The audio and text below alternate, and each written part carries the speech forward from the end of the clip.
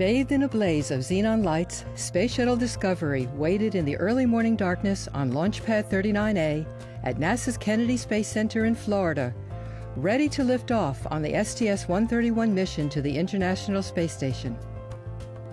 Discovery's crew, under the command of Alan Poindexter, strode out of the operations and checkout building, greeted with cheers and whistles from bystanders wishing them well on their journey.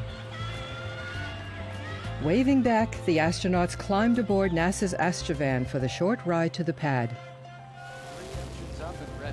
At 6:21 a.m. Eastern on April 5, 2010, Discovery roared off the launch pad. Liftoff of Discovery, blazing a trail to scientific discoveries aboard Space Station. Within minutes, the twin solid rocket boosters and external fuel tank fell away as the shuttle attained orbit.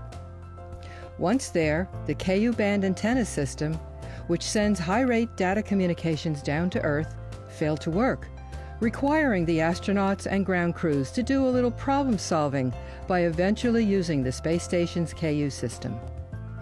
After a 2-day chase and the space station in sight, Discovery went through its backflip maneuver, enabling the station crew to photograph the heat shields on the shuttle's underside.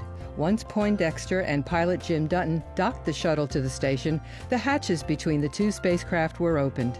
The arrival brought together a combined crew of 13, and a first for any mission, as 4 women astronauts flew together in space. They were mission specialists Dottie Metcalf-Lindenberger, Stephanie Wilson, Naoko Yamazaki of the Japan Aerospace Exploration Agency, and Expedition 23 flight engineer Tracy Caldwell Dyson. Discovery's primary payload was a multi-purpose logistics module called Leonardo, filled with 17,000 pounds of scientific equipment and supplies. Using the space station's robotic arm, operated by Wilson and Yamazaki, Leonardo was lifted out of the shuttle's cargo bay and connected to the Harmony node. After staying in the Quest airlock overnight, mission specialists Rick Mistracchio and Clay Anderson moved a new 1,700-pound ammonia tank from Discovery's cargo bay to a temporary parking place on the station as part of their first spacewalking tasks. A few technical issues, such as uncooperative bolts and a malfunctioning nitrogen tank assembly, kept the spacewalkers busy.